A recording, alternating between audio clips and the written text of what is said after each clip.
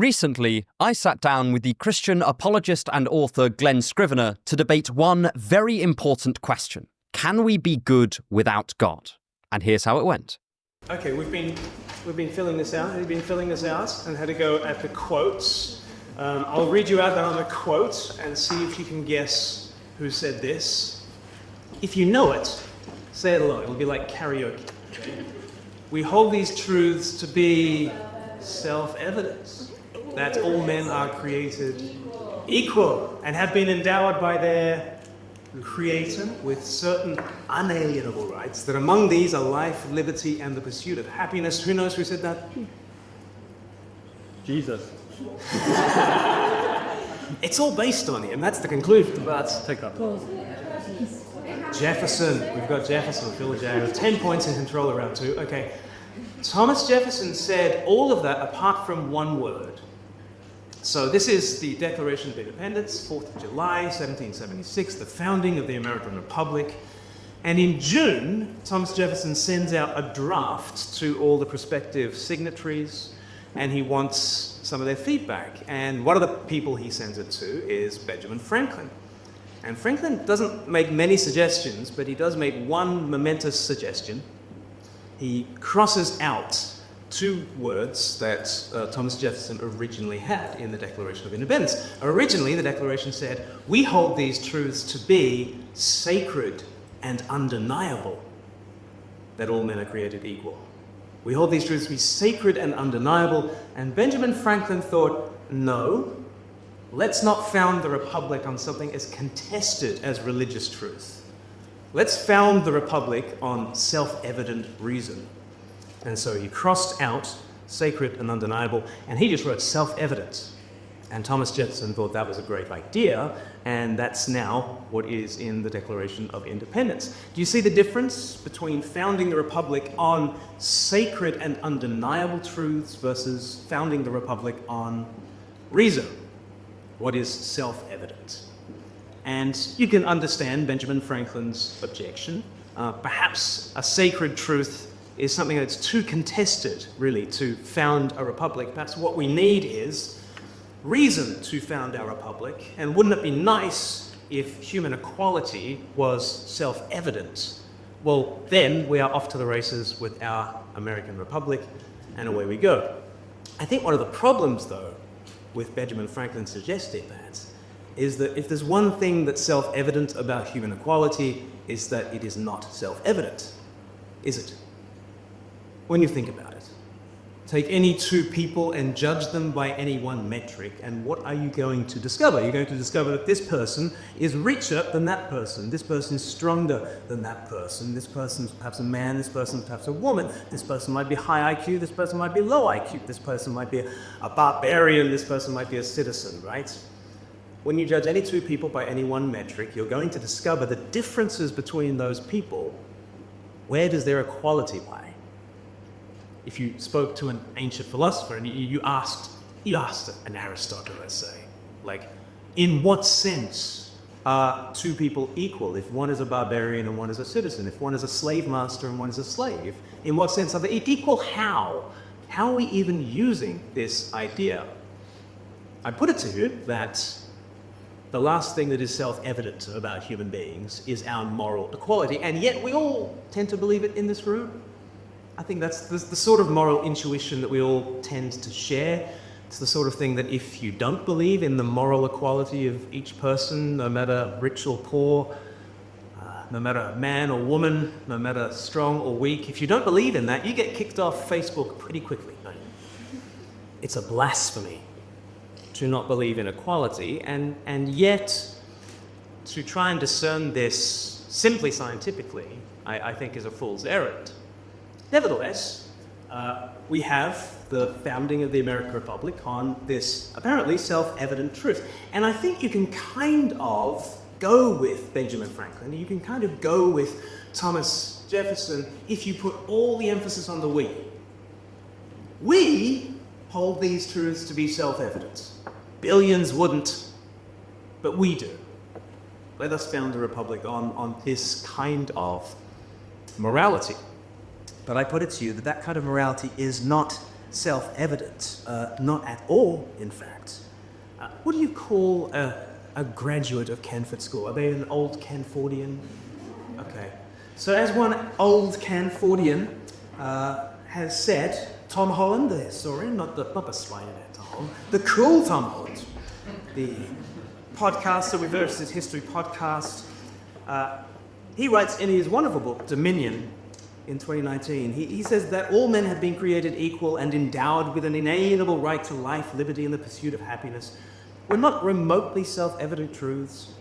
That most Americans believe they were owed less to philosophy than to the Bible, to the assurance given equally to Christians and Jews, to Protestants and Catholics, to Calvinists and Quakers, that every human being was created in God's image. The truest and ultimate seedbed of the American Republic, no matter what some of those who had composed its founding documents might have cared to think, Benjamin Franklin, the founding was from the book of Genesis.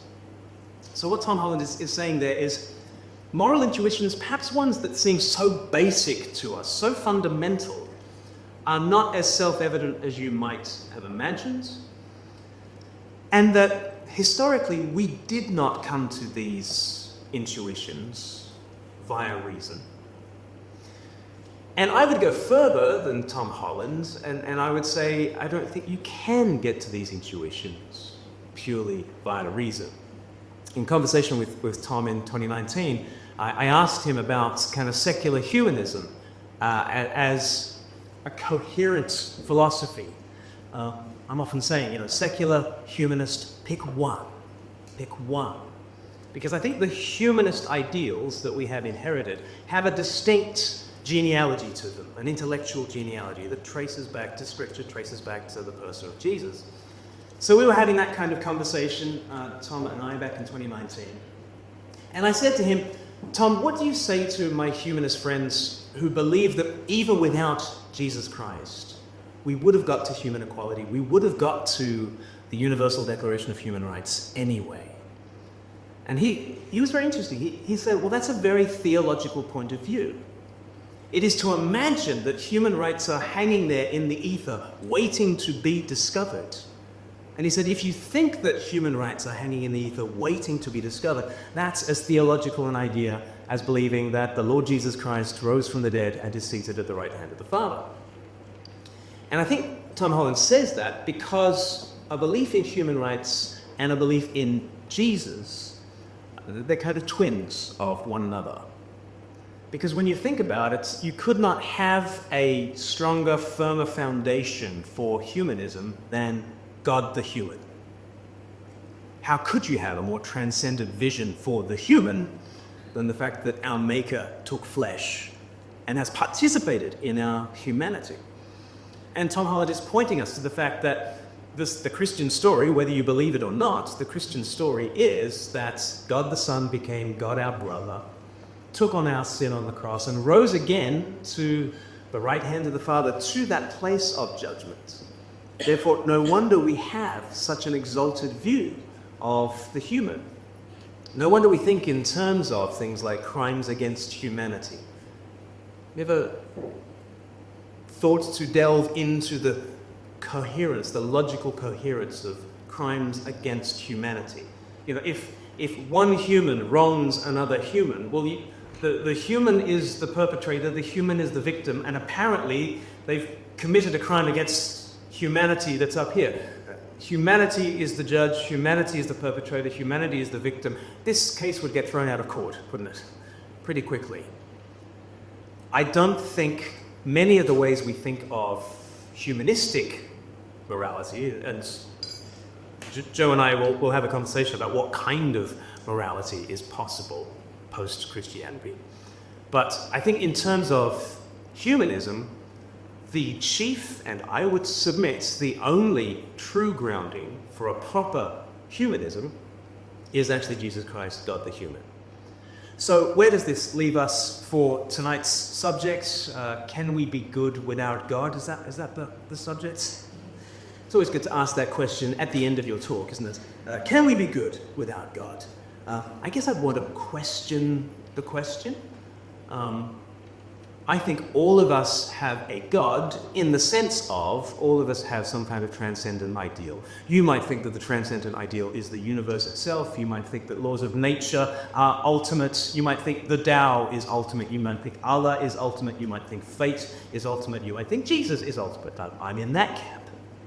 But I think we've all got some conception of God that then leads into a conception of the good, and therefore the good life, and therefore what morality looks like. And these two ideas, God and the good, are mutually informing. You don't have to believe in Jesus in order to be good.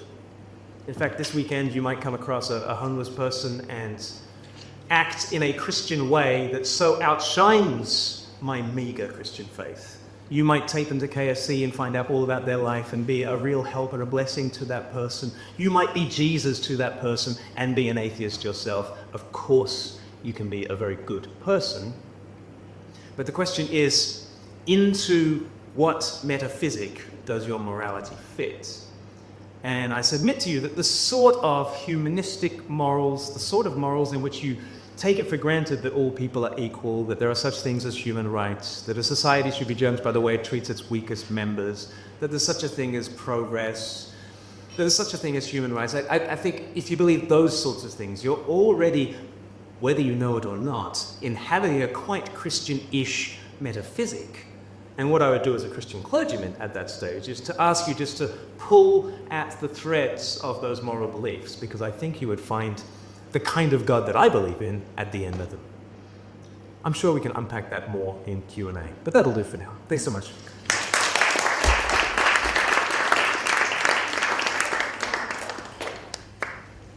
Right. Thanks so much. That was an absolutely wonderful speech, and I look forward to discussing it further. Hello, everyone. First of all, thank you very much for inviting me. It's lovely. It's an absolutely beautiful school and wonderful hall. So, yeah, it's just lovely to soak on the aesthetic. I particularly appreciate the question before us. Can we be good without God? I like it because fundamentally, anyone, theist or atheist, could take either side of the debate. You could be a theist who thinks that despite God's existence, it would be possible for there to be morality without him there. This was a reasonably popular position in the mid-17th century for a while, which is always very good fun. You might also be an atheist who thinks that if God exists, there is no goodness, but then simply bite this bullet. Famously, Richard Dawkins took up this position. So, whatever your beliefs about God in the specific realm, I really would encourage you to open your minds to the possible positions on play here. Your faith, or lack thereof, is not actually under threat tonight. This question is a little bit like an ogre. It has many layers, and some of them are fleshy, and there is a foundational skeleton at its core. At one level, we can approach it sociologically. We can ask questions like, are atheists, as a matter of fact, less pro-social in their behaviour than the religious? Can societies consisting mostly or majorly of non-believers all cohere around a set of shared principles? We can also approach it psychologically. Can we explain our intuitions about fairness, justice, and goodness in a linear causal fashion that they clearly do exist in most of us without recourse to a deity? Is it possible for somebody to disbelieve in God and yet not also think, as Ivan Karamazov did, that everything is now permitted? These, as I said, are linear questions. They concern causal factors on human behaviour. But finally, we can approach it philosophically or foundationally. Can there be moral truths without a conscious, personal God who creates and maintains them? Is there such a thing as a moral fact in an atheist universe? Can I turn to a murderer and say that what they have done is not just harmful, not just revolting, but wrong in some definite sense? Can I do that without admitting that there is a God?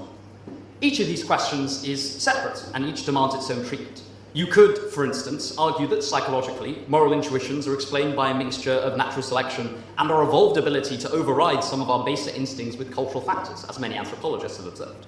You could say that most societies are likely to converge on at least a few basic rules, like don't murder and don't steal, because these are the sorts of rules that ensure societies survive.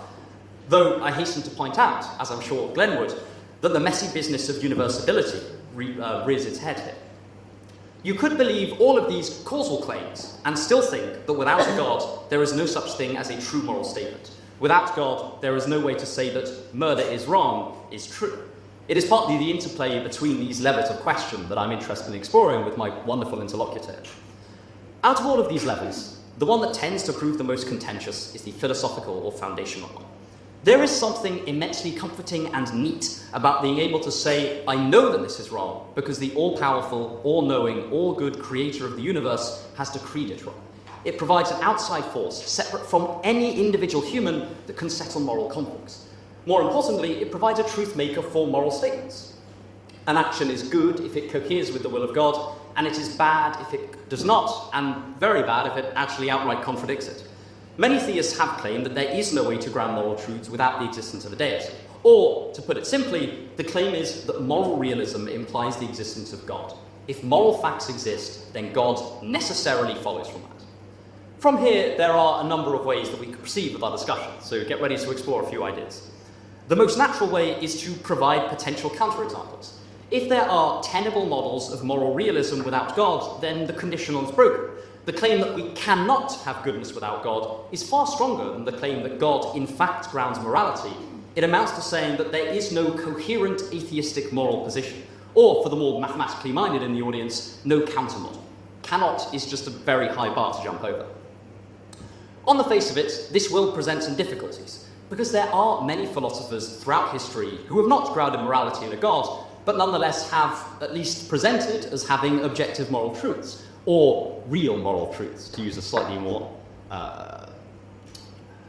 basic, well, not basic in the sense of, not basic in the sense of sort of dumbing it down. Basic in the sense of objective is quite a specific thing. There are some that you'll probably have heard of, ones like utilitarianism, that claims that what is good is what creates the greatest good for the greatest number of people. We've also heard a little bit about humanism, which normally grounds moral truths in some collection of facts about human well-being. And I'm sure that we could sit down and talk about that for the next hour. But I'm also sure that many of you have heard that discussion play out many times before. But I think we severely underestimate the number of philosophies that have grounded morality in something other than a deity. And I think this often goes overlooked in discussions like this. Take Plato, for example. Like many ancient Greeks, he did believe in gods, but he did not think these gods grounded morality. He rather appealed to a non-conscious metaphysical object he called the form of the good. He thought that if we reflected on our everyday moral intuitions enough, we would be able to abstract a set of principles that govern them, in a similar way that C.S. Lewis described in his book Mere Christianity. However, rather than inferring a god, Plato inferred a set of moral facts, standing apart from every single human agent, exemplified in this form of the good. Philosophical models like these interrupt a key inference that the classic moral argument makes, that in order for there to be moral facts, there must be a theistic mind who decided those facts. When I make an observation like my desk at home is wooden, I don't appeal to the existence of a mind, but rather the existence of my wooden desk. Plato doesn't appeal to the mind of God to ground moral facts, but a non-conscious, immaterial object. This implies that there is no necessary connection between the existence of moral truths and the existence of God. It is a counterpoint. Remember, you can consent to this even if you are a theist, and even if you're a theist who believes that, as a matter of fact, God does ground moral truths in this world. The point is, it is logically possible that there are moral truths and not God. There is no contradiction in asserting moral realism and yet being an atheist. Outside of this really quite particular slice of history, atheism and materialism are in no way equivalent. We can also take some other positions. The Kantian philosopher, Christine Korsgaard, defines a sort of human-based morality. She argues we all implicitly value the concept of agential human reflected desires as a precondition for any sort of action. And so we're already implicitly valuing the desires and agency of others because we're valuing desires and agency as a whole. She claims we are committed to this through our acts, whatever metaphysics we claim to have. Thus, there are ways of acting which are consistent with this prior commitment and ways which are not. This is her way of defining goodness and badness. This is also a system with a definition of goodness and a way of verifying whether something falls under it, but Christine Korsgaard does not invoke a god. She also later develops the scheme to include animals as well as humans, but I don't want to go into that too much now. To use yet another model, in early Theravada Buddhism, there are no gods, although I hasten to add there are gods in other sects of Buddhism. I don't want to kind of boil down thousands of years of religious and philosophical history into a sentence. But what is good is equated with compassion for the universal suffering humanity is laden with and the behaviour that will bring you closer to enlightenment. As it happens, these often cohere, but they're not completely equivalent. On the Eightfold Path, right thinking, right doing, and so on are called right because they point towards these things. This is how statements of goodness and evil are grounded. And once again, God is not inherently required to make this picture function. The overarching stories that motivate people to be kind to one another is that they all live in the same boat facing the sufferings of the world, striving to achieve enlightenment, which is explicitly open to all. This broader principle is then supplemented with various different compelling narratives about everyone being dear to themselves in order to motivate empathy and a sort of universal compassion, in much the same way as the central Christian principles of loving thy neighbour, and I hasten to add, thine enemy, are supplemented by illustrative parables and compelling narratives to make them motivating. I add thine enemy just because I think that we rarely do, but I think it's the most sort of fascinating and original part of the Christ-like teaching there. Now, at this point, I can almost feel an objection dancing around the room. In each of these cases, something is postulated that is just good as a first principle. If you were to ask Plato what the form of the good was, he would probably just stare at you blankly, and not just because he didn't speak English. If the Buddha was asked why it is desirable to achieve enlightenment and free yourself from samsara, he would have to concede that those things just are good. They just are desirable. And it's true. We will have to do this. You cannot get an ought from an is. At some point, you have to postulate a first principle that is just good. But, I hasten to add, this is also what any metaphysical grounding of goodness in God will also have to do. If I ask, why is God good? That is, what is it about God that makes him good? The theist must do one of two things. They must either appeal to some descriptive fact about him or his nature that makes him good. He is all-loving, or generous, or kind, and so on. Or they would have to say that God just is good, either by will, or, as Aquinas in his more sophisticated way put it, by nature. The trouble with the first path is that it kicks the can down the road. Then it is not God that defines goodness, but one of these other properties. The issue with the second path is not some kind of gotcha. It's not that I think that the Euthyphro dilemma somehow destroys religious morality or anything like that. It's just that we find that grounding goodness in God eventually comes up against the same problem as grounding goodness in anything else. In the final maneuver, we must sit back and declare that something just is good. Again, my point is not that this is doing something silly or that it is at all philosophically unsophisticated, because I don't think it's either of those things. I think that it is exactly the same thing that any attempt to ground objective morality must do. God can ground goodness, but I would argue he can only ground goodness in the same way that Plato or the Buddha could.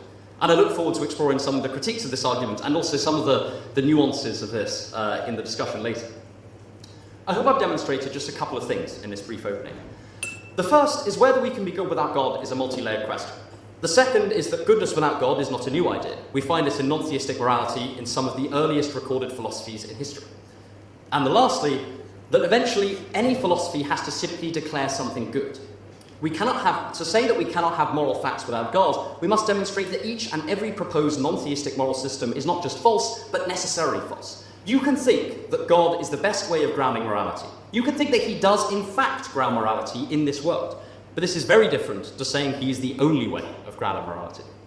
Thank you so much for listening, and I look forward to chatting through these ideas in more detail over our discussion.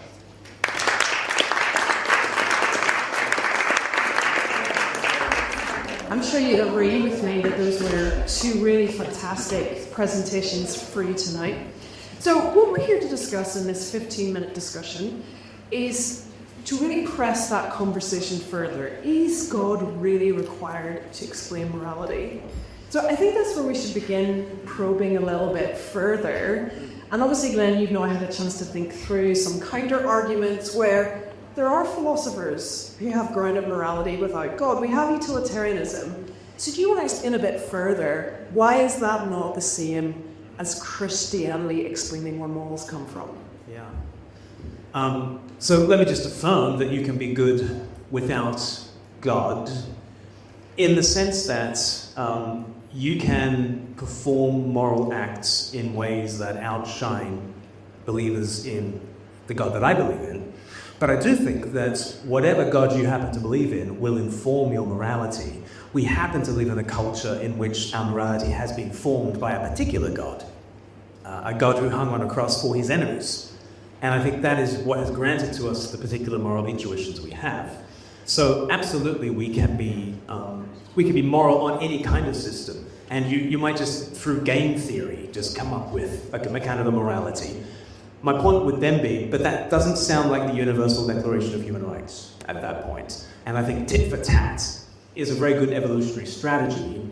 And if you want to call in-group amity and out-group enmity, if you want to call pro-social behavior moral, I've got no qualms with that. But I do think it's light years away from what Jesus was talking about. Does that help? So Joe, to clarify, you are an agnostic, but you're not saying that doesn't mean there's non-physical things that exist. But I think from Glen's point, he's saying that Christianity is not comparable to some of these other suggestions. So would you like to push back on that? Huh? I think that, to a certain extent, I think you're absolutely right, and they're not comparable in the specifics. My point isn't necessarily that about the specific declarations of any particular moral system. I'm more talking about the meta-ethical point of establishing moral realism, the existence of moral truths, doesn't depend on the existence of a deity. So I fully agree with you. Utilitarianism doesn't get you to the Declaration of Human Rights. I mean, famously, Jeremy Bentham has the rights and nonsense on stilts comment, which is fantastic. Is it? Well, fantastic in the sense of witty. You might also call it worrying. But it's also worth noting that there are philosophies that have rights-based formulations without necessarily explicitly appealing to a god. Famously, this is most evidence in the Kantian tradition, and Christine Korsgaard is one example of that. Although I think there are two things in this conversation that it becomes very easy to run together. One is the kind of linear causal chain, which is obviously Kant is heavily influenced by Christianity, and by extension, every later Kantian thinker is heavily influenced by Christianity. And there's the second idea, something about metaphysical or philosophical foundations, which would suggest that you couldn't form an argument for those without a prior belief in God. I'm perfectly happy to accept the first one. I think that it is, I always think it's undeniable, right? Like, how could philosophers not be influenced by the dominant philosophical system of the place they lived for the past 1,500 years?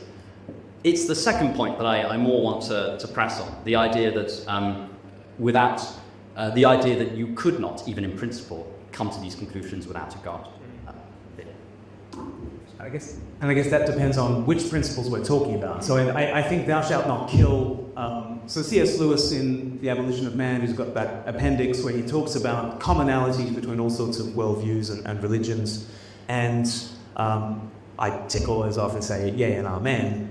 I do think to particularly privilege the human and to say that every member of the human family, right to the very fringes, including your enemy, is by virtue of being human, someone who is worthy of all provision and protection, who has claims on you simply by virtue of being that kind of human, and that the human there's a humanity that kind of judges us in that sense. I think that's what Tom Holland was getting at when he said, the idea that humanism in that sense hangs in the ether is very theological, because I think those particular beliefs tend to, I think, historically have relied on God the human. And you might know of good examples of non-theistic groundings for that kind of thing, but yeah, I don't think we're disagreeing particularly on this point. I think that you're absolutely right. I think that John Holland is right as far as I know. I'm not a historian, so you may have made some glaring error, but it's not within my epistemic responsibility or ability to point it out. So I will certainly read his thesis, and I broadly agree with it. Yeah, again, my point is not so much to do with linear history as to do with this realm of metaphysical possibility. And I take your point regarding that the idea of human rights is, in a sense, theological. I think theological here, I would use the term metaphysical rather than theological, or non-material, if you prefer. I think that there are subtle distinctions between different philosophical stances here that might help clarify some territory at least. Because it doesn't follow from being an atheist you have to be a materialist. My tongue-in-cheek remark is that Plato is an atheist, and of course he's not. But my point is more that God doesn't do the very particular monotheistic metaphysical grounding job that he does in other religions, and of course that's taken up with force. So my point isn't so much to do with linear history. The entire intellectual tradition of Europe and America and Australia and beyond, I would even argue, clearly owes a lot of its foundations to Christian thought. In the same, I wouldn't want to say it in the same way, because I'm not a subscriber to this thesis that Christian philosophy is fully continuous with the philosophy that came for it. Obviously not. There are huge discontinuities, I think. I do think there are precursors to certain Christian ideas in ancient philosophy, certainly not on Plato and Aristotle. before. Thus, he can't get egalitarianism from that. But certainly in different ancient schools of thought, so it's certain strains of Stoicism, particularly the Stoicism of Epictetus. You have this, Epictetus, post-Christian, but not talking in a Christian context. And pre-Christian, I would identify certain schools of cynicism as similarly attacking these social and ability distinctions of people as not fundamentally saying something about that. Diogenes the Cynic has become a bit of a meme online at the moment, but one of his very, very influential thoughts is this idea that social distinctions are arbitrary and aren't worthy of philosophical respect. In fact, then there was a really interesting phase of theological and philosophy of religion and scholarship in the 90s where a bunch of people argued that Jesus was a cynic. Not in the historical sense, but just in the philosophical sense. But I think that's probably going a bit far.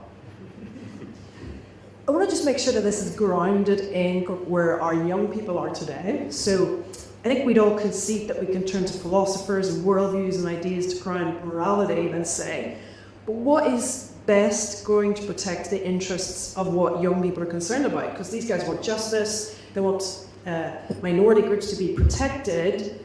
So, Joe, is this amazing philosophical heavyweights that you have behind you going to defend human rights in the way that let's say, Glen's arguing that Christians can? I'm going to be turning to Glen first and then I'll respond. Joe very rightly pointed to the fact that all of us have a stopping point. You know, all of us get to, I was about to say a foundation with my hand in the air, a foundation down there or a highest principle up here. That cannot be grounded by anything more ultimate, because if it was grounded by anything more ultimate, well, I guess that's the ultimate thing, right? We've all got something that is absolutely ultimate. I think for the Christian, I was reading in the Bible this week, in the New Testament, 1 John chapter 4, it's verse 8 says, you know, God is love. And then it goes on to verse 10 to say, God demonstrates his love in sending the Son to be a propitiation for our sins. And so, like, God is love sounds like an abstraction that is not grounded in the way that you want. And you can do lots of wonderful Trinitarian theology on the Father loving the Son and the joy of the Spirit, but how do we see that? Well, that's where verse 10 comes in, and it's God the Son becoming God our brother, bleeding his own heart's blood for the world. And according to the Bible, you've never seen anything more divine than that.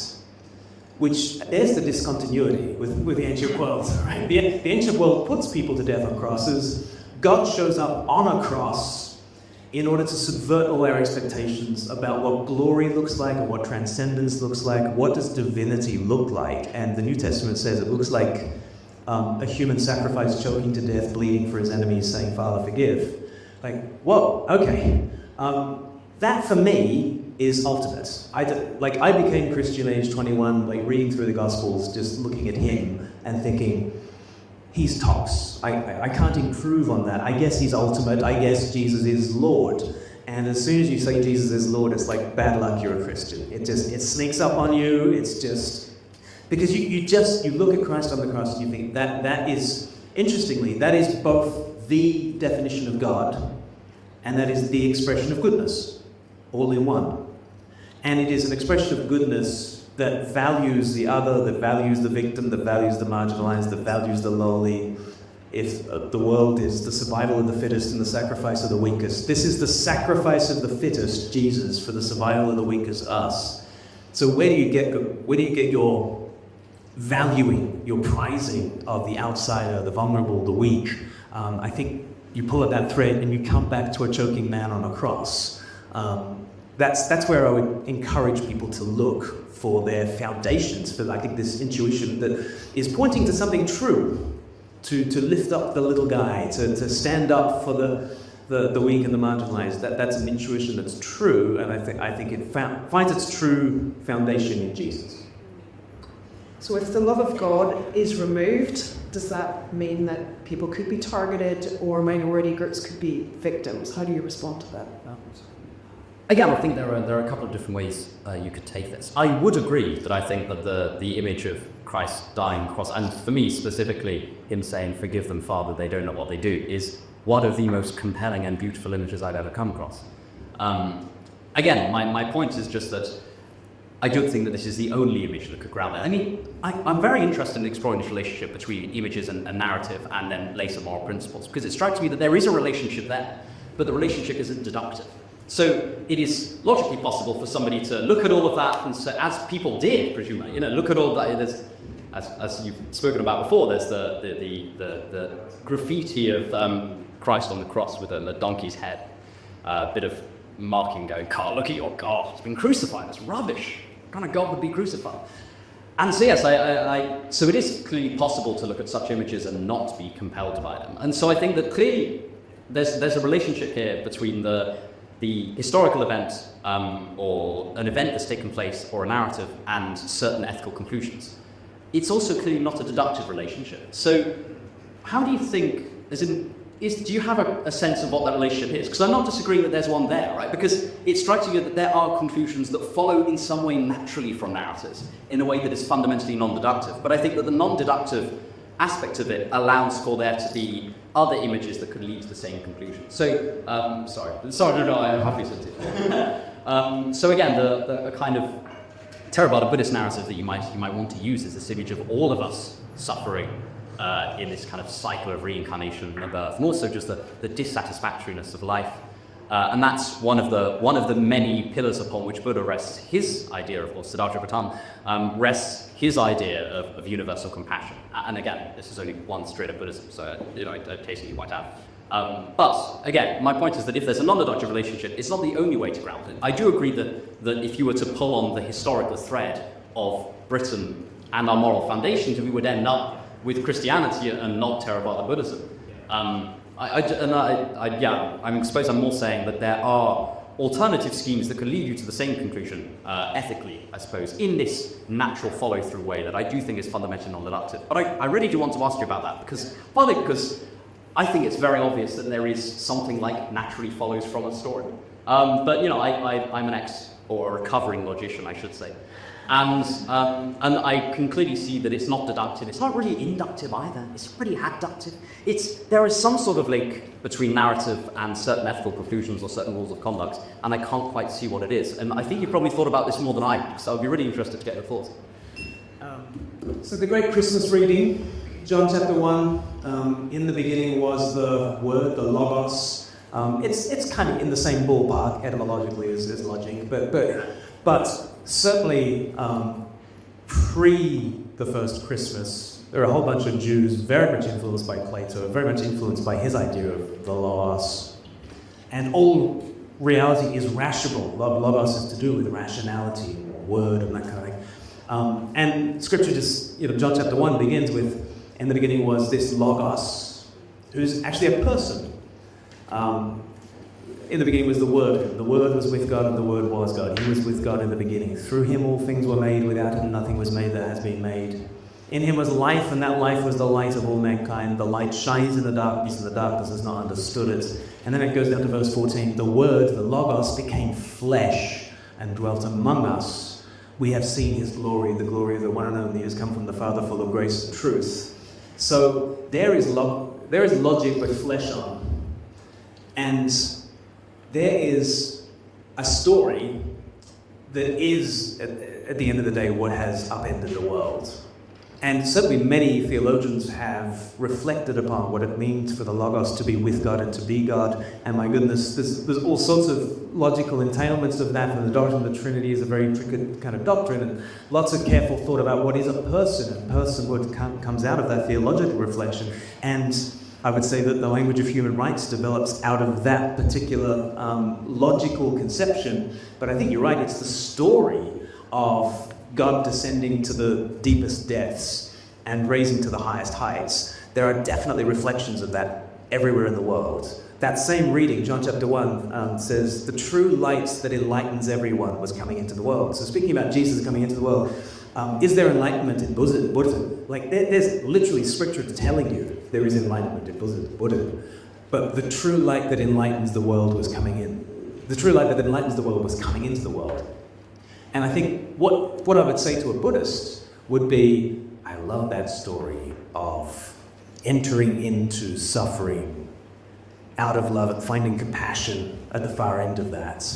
I've heard that story before, and I wouldn't want to get into a competition, like whose story was better at that point. But I do think in Christianity there is I think it's kind of maximally great in that you've got the highest figure descending to the deepest depth. Within Buddhism, I think there are powerful echoes of that, but I don't think it quite hits the heights or plumbs the depths. There's so much more that both of you can say at this point, but we want to make sure that these students are able to ask their questions to both of you. But please do press them, because both of them are trying to make a claim of where walls come from, where human rights can be protected, and then you will want to ask them, like, can their worldviews motivate society to live in a way that you guys would want to live in England? So I'm going to hand over to you to ask your questions. You both said that you both talked from an objective morality point of view, where morality is based in objective truths. I wanted to know what you both thought of non-objective morality, where we might make our own. So to take an existentialist point of view, that my existence precedes my essence. So if I make my own reality, what's the point of basing it at all?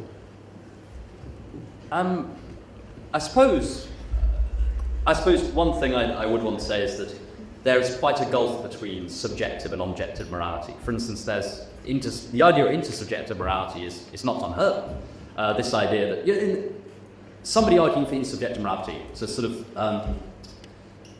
to kind of put it in a sentence, might argue that morality is a little bit like language. So if I point at an apple and I say orange, I'm using the word incorrect. There's a real sense in which I'm using the word wrong.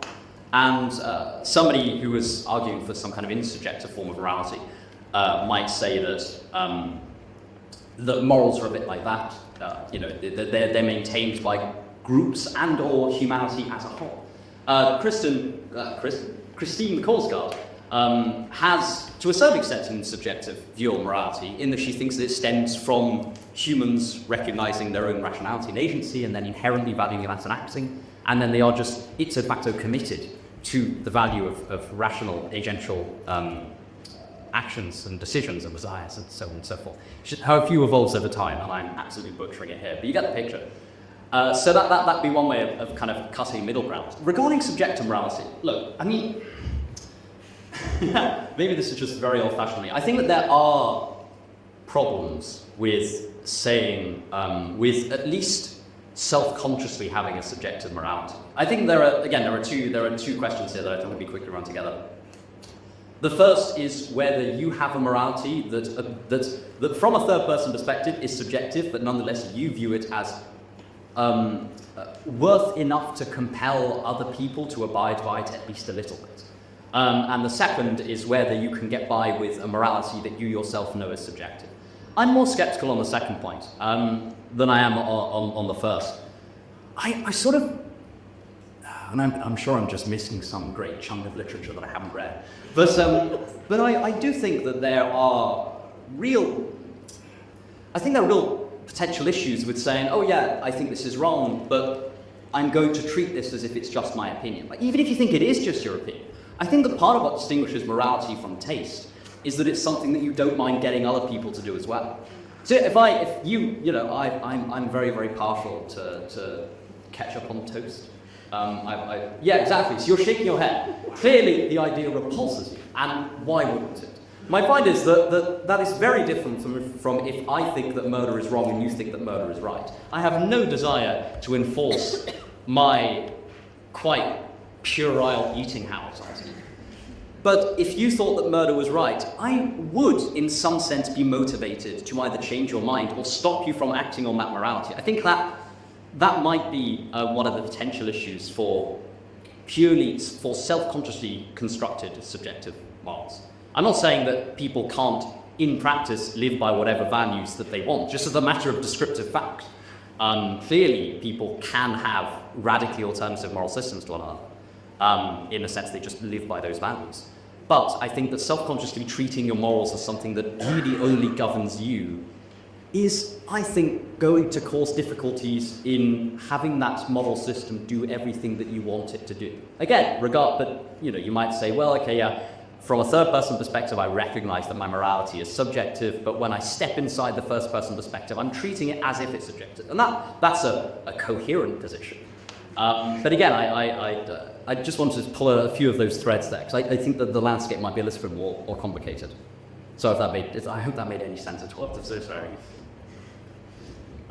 I think we all live, mostly we live as objectivists, but I think I expect others to have obligations towards me, just as I feel certain obligations towards others, whether I fulfill those obligations or not. So you certainly can articulate a subjective morality, but when you are wronged, I think the sense of outrage in you is testifying against you at that point.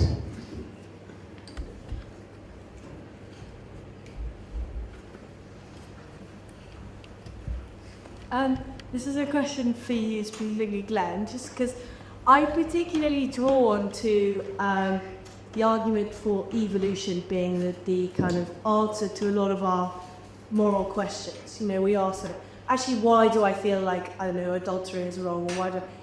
A lot of the answers to these questions, I think, can be drawn very clearly to evolution. My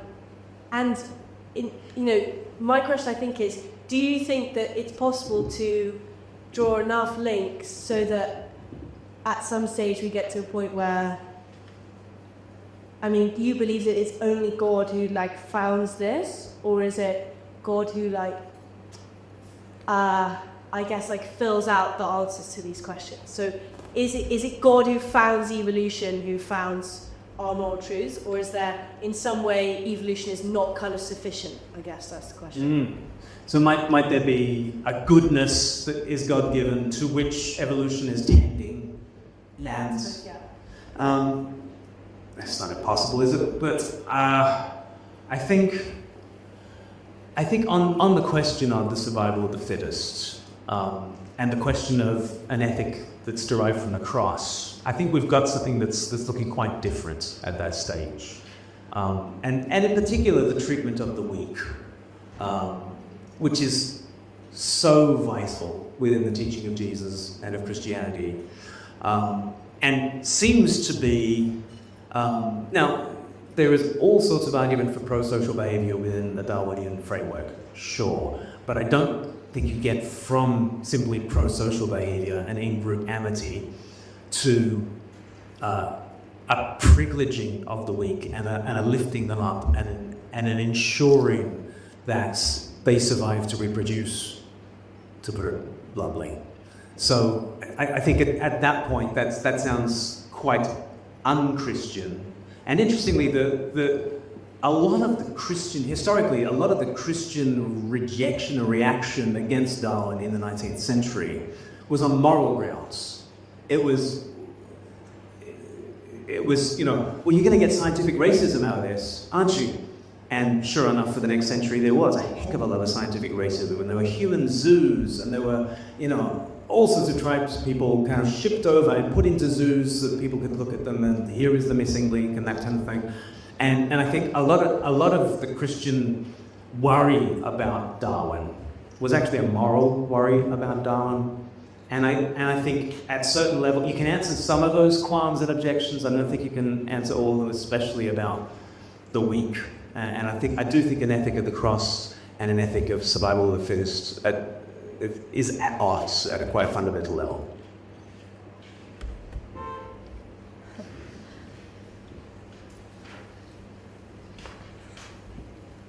Do you want to respond to that? Not particularly. Actually.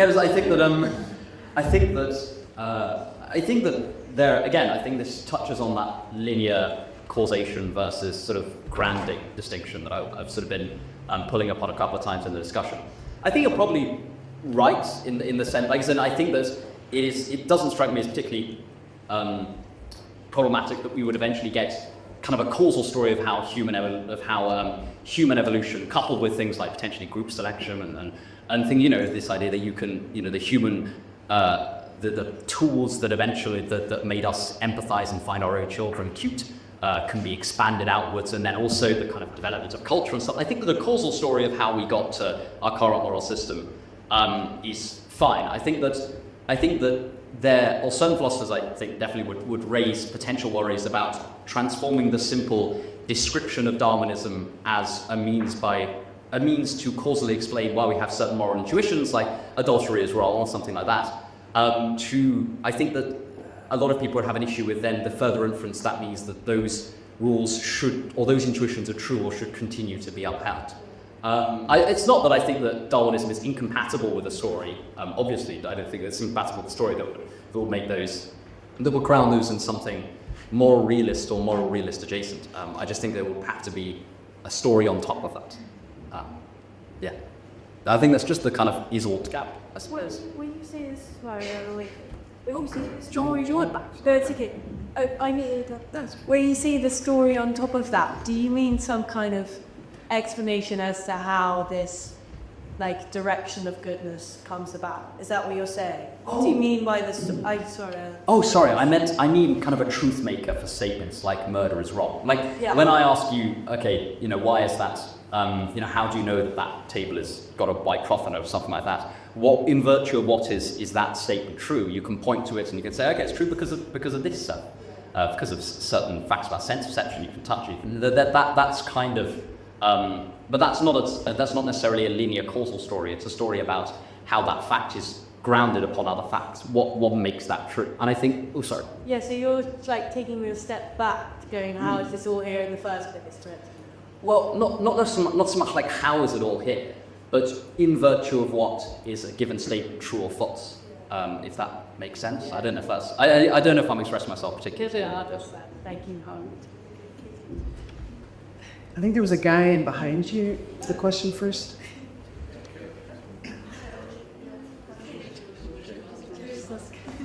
I'm curious. If God is the source of morality, what attribute of God would you say makes God the definite an objective source of morality rather than a perspective of morality? I guess, could you believe in a creator God or even a Christian God and disagree with them on a moral issue? You're setting me up for the trap the Jews set earlier. I see what you're doing. No, that's no, very good question. Because I think Joe was sort of anonymously raising you to throw. Were you kind of? I didn't want to call it you. I didn't want to draw on the arbitrary these passes. I just want to draw on the definition of that. Yes. Euthyphro, people want to see. Yes. You study Euthyphro? Yeah. Okay.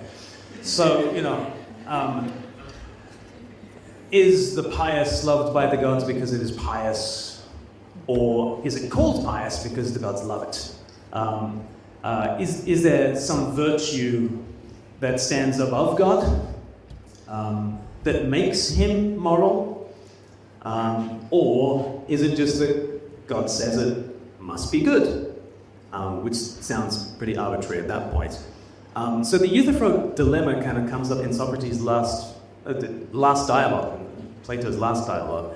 And in a sense, Plato's got a solution to his own dilemma in that there is the Platonic realm of the good, which is, as you say, kind of non-conscious, impersonal. And so Plato's answer to that question is, well, whatever we say is God is just the good. It's just an equivalency. And that has a certain... that sort of solves the dilemma, but it doesn't sound very satisfying. And it doesn't sound very satisfying to me as a Christian, because if goodness is grounded in something that is impersonal, that feels unfitting to me. That the highest good is itself incapable of goodness. Because morality is, you need to be a moral agent, you need to be a person, really, in order for kind of moral statements to be true or false of you. And so I wonder whether there's something unsatisfying to me as a Christian in thinking about this Platonic realm as just the good, as itself impersonal, and therefore the good is itself neither good nor bad. And this, I feel, let me tell you history the way I want to tell history, and you can sort of fact check and correct me later. But it does seem to me like a lot of Jews in the time before the Incarnation, and then certainly Christians from the time after the Incarnation, were saying to a lot of Platonists, oh, the good, we've got a name for him. Like he's called God. And that was kind of the way they did evangelism, and it was wildly successful. Really, a lot of Platonists kind of became Christians because kind of the message to them was, you believed in this impersonal thing called the good that grounds all things. Let me fill out that picture for you. And I think the way in which Christians can fill out that picture a lot more satisfyingly is in a Trinitarian doctrine of God, where you've got distinct persons who are equal but distinct, who love one another, and there is reciprocity in the life of God, such that 1 John 4 verse 8 can say God is love. It doesn't just say God is loving. See, that would be an attribute by which we could judge God. But 1 John 4 verse 8 doesn't say God is loving. He is loving. But it says God is love, constitutionally, eternally, primordially.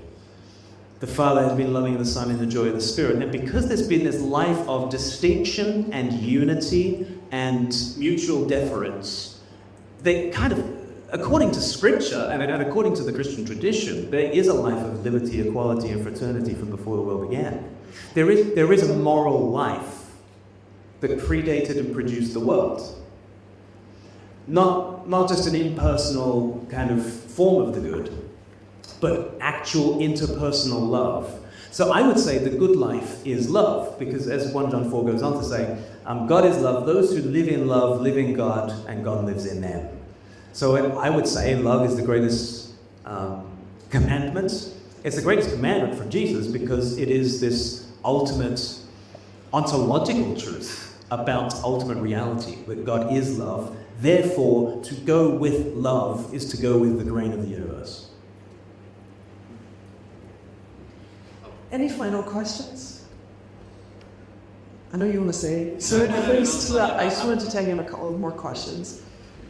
Right. My question is for Glen. So how can we be sure that the Christian set of morals, especially in the Old Testament, is consistent with the set of morals that we innately feel as humans? Well, it's not. Because I think Scripture is a story, and it's a story with a beginning and a middle and an end, and development and a fall, and lots of twists and turns along the way. And that's not really. I hope it doesn't come across as that's post hoc rationalization for I don't like the Old Testament. I do like the Old Testament. I love the Old Testament. I read the Old Testament every day. But Jesus himself told us to read the Bible in a certain way. So in Matthew chapter 19, he's asked a particularly thorny ethical dilemma from his own day. And he actually gives a framework to tell the story of Scripture. He said, well, in the beginning, it was like this. But then there was a fall, and our hearts were hardened. So Moses told the people that this was a non-ideal state of affairs. And there are many things in the Old Testament that are profoundly non-ideal, right? And then Jesus says, and I have come to restore things to the intention at the beginning. So there's lots we could go into there, but I think it's very important to read Scripture as a story with a shape to it. In the beginning, goodness, a fall into something that's very suboptimal. And even Jesus says, look, Moses gave you even laws that were suboptimal. How much more suboptimal was the behavior of the people to whom those laws were given. And even within the Old Testament, there's lots of questioning of the activity of the people and all that kind of thing. So that's the way a Christian reads Scripture, through the lens of Jesus, as we see the shape of the story.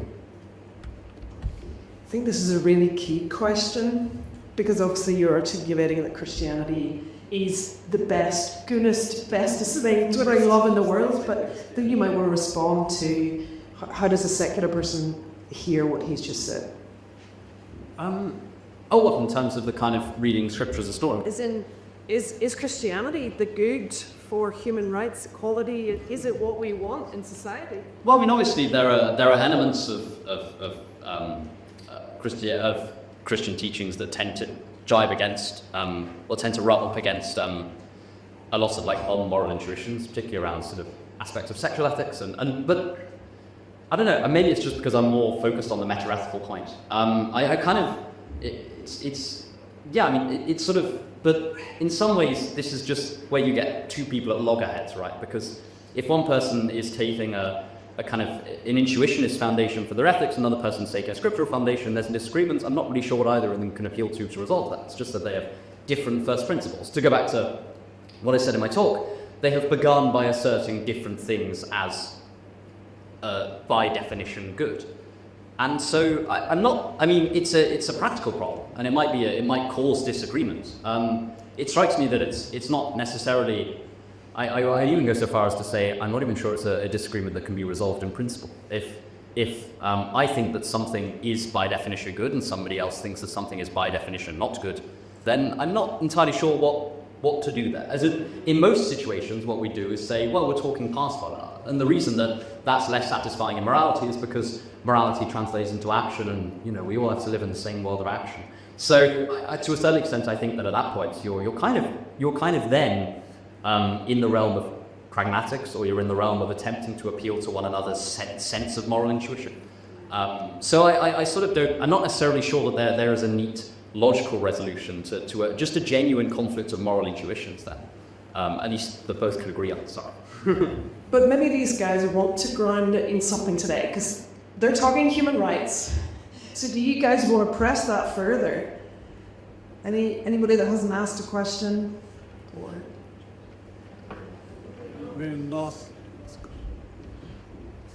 it's not about human rights, but that's all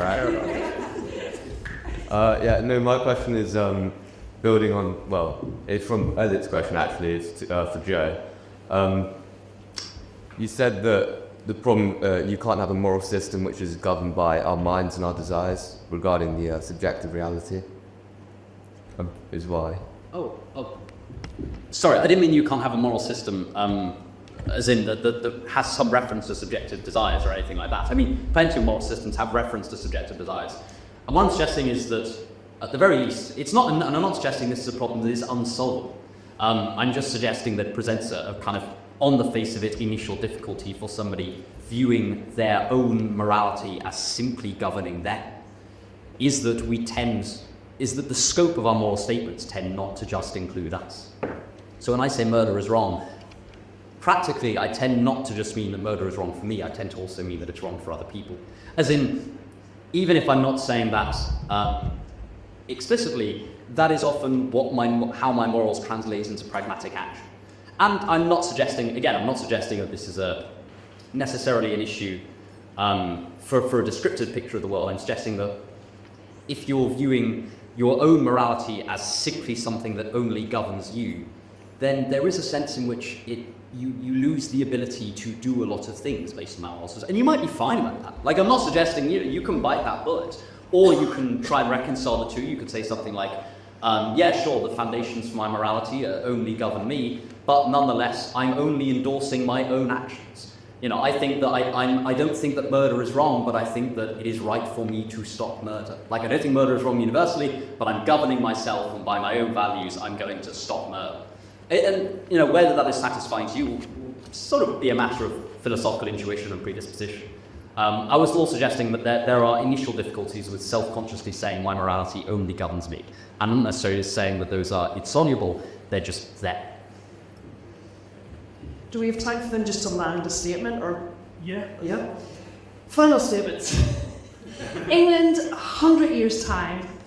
Why should Christianity still be here? Literally, you've got 10 seconds, and then you've got to find 10 seconds to land your case. I think because it's good and it's true. And I don't think you're going to find anything that tops Jesus. If you can find a vision of God and a vision of the good that beats God plumbing the depths of hell to rise up again and invite the world into eternal love, if you can find a better story than that, go for your life. But I don't think so. Thank you, Glen.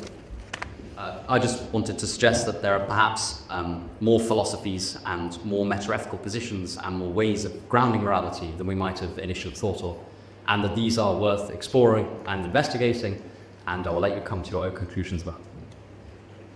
We get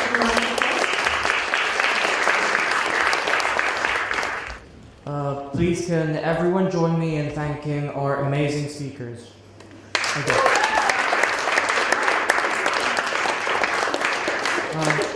There have been some really interesting points raised, and we are very grateful for you coming to join us tonight.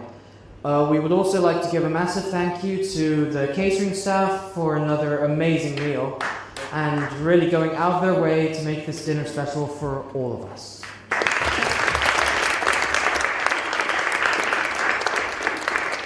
We also want to thank all of the amazing staff in the PT department for everything they've done for us this year and what they continue to do for all of us. And finally, a massive thank you to Mr. Luper for planning and organising this dinner and making it so special for everyone.